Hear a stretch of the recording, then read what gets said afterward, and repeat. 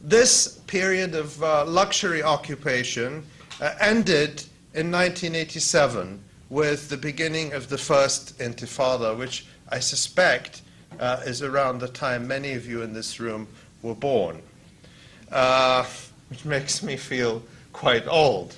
But it's important to know this history. And what the first Intifada showed was the impossibility of Israel maintaining this cost-free occupation where it exploited Palestinian labor and land, denied any civil and political rights, and continued to advertise itself as this wonderful liberal democracy and a light unto the nations. So began the beginning of the period, the third 20-year period. And this is the period of the Oslo Accords, beginning sort of a long period of working up to those accords that were signed in 1993. And it was the period really of managed occupation. And the idea here was to co-opt, and at one point the Israeli leaders at the time said it. Shimon Peres, who is now the president of Israel, recalled talking to Yitzhak Rabin, who was the prime minister at the time, and saying, why do we need Yasser Arafat, who was then the PLO leader, of course, making trouble for us outside the country? Let's bring him here, and we can watch him, and we can keep him under control. So the idea was to co-opt the Palestinian leadership and subcontract the management of the occupation to them, all the while creating the illusion of forward movement of a so-called peace process which would culminate in an independent Palestinian state.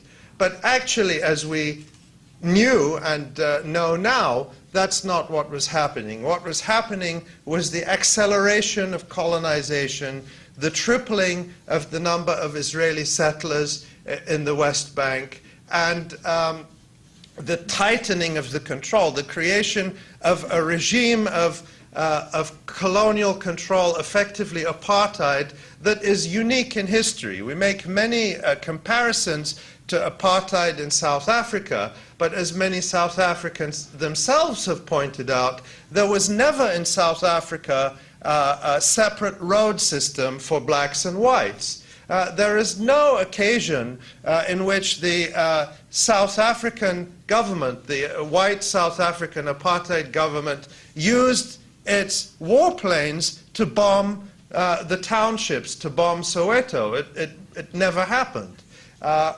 Incidentally, you should know, and this is part of the research that should be part of the BDS strategy, is that most of the weapons that the South African government used to enforce apartheid were supplied by Israel in violation of an international arms embargo in South Africa.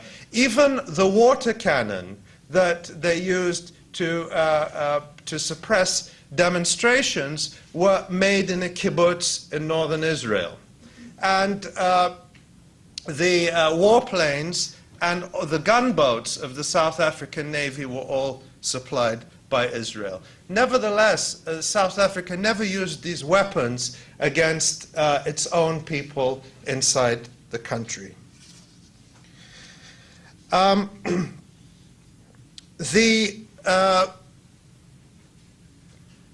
The situation over the past 20 years of managed occupation has come to an end. Many people don't realize it. Many people hope that it can be revived, but we're reaching the end of the third phase of a co-opted, collaborationist Palestinian leadership which is able to keep the Palestinian people quiet on behalf of Israel.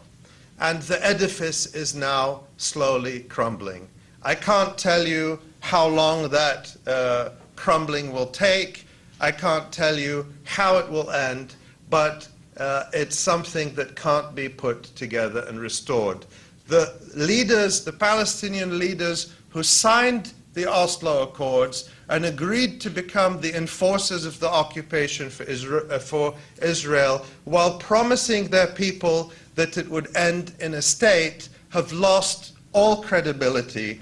They can no longer play the game. I think that this is a moment where really it's not just a moment of truth for the Palestinians, but also for Israel. Because the collapse of the Oslo regime, the collapse of the managed occupation, lays bare the reality that we have through historic Palestine, Israel, the West Bank and Gaza Strip taken together. You have a reality of a de facto binational state. You have a country of 11 million people where just over half of the population are Israeli Jews and just over half are Palestinians. But the trend is clear that Palestinians are becoming a majority once again.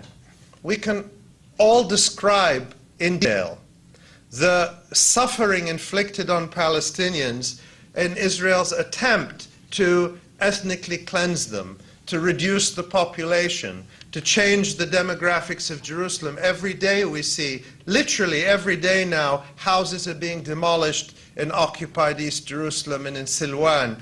Every night, the Nakba that began in 1948 continues to expand. Every night there are new families sleeping in tents by the rubble of their home. The Nakba is continuing today in 2009.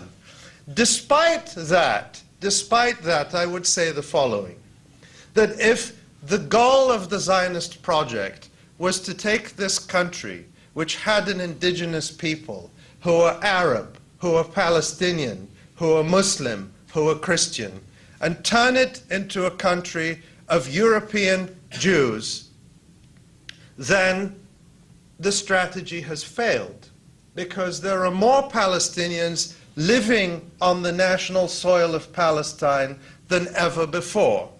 And there is no part of Palestine today where there are not Palestinians living, whether it is in the Naqab, in Gaza, in Galilee, in the center of the country, throughout the West Bank. There are very few areas where there is not a Palestinian population. So this is the tremendous failure of the Zionist project, the failure to ethnically cleanse this country. And despite the suffering it inflicted, and it continues to inflict, that is something to celebrate, that the indigenous people are still there and that they still exist on their land. But of course it leaves Israel in a dilemma, because how can you have a Jewish state when the majority population will soon not be Jewish? The ideal solution from Israel's perspective was to conceal this reality with the endless peace process, with the managed subcontracted occupation, but this no longer is working. So we've reached a moment of truth. And I think it's important to recognize that the way these things end, and nobody can read the future, but again, we heard this morning about the very important comparison with South Africa. It's not an identical situation. There are many differences that are worth exploring and discussing. But in our recent history, it is the closest parallel to the situation we have now, of a settler colonial community ruling over an indigenous people by force and facing tremendous resistance and demands by the indigenous people for their rights.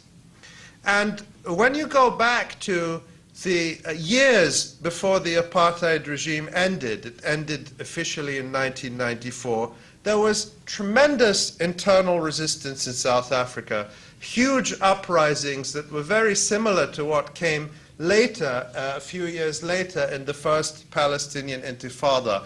Massive strikes, massive protests, and the result, the response of the apartheid state was to use enormous violence to suppress the protests in the townships.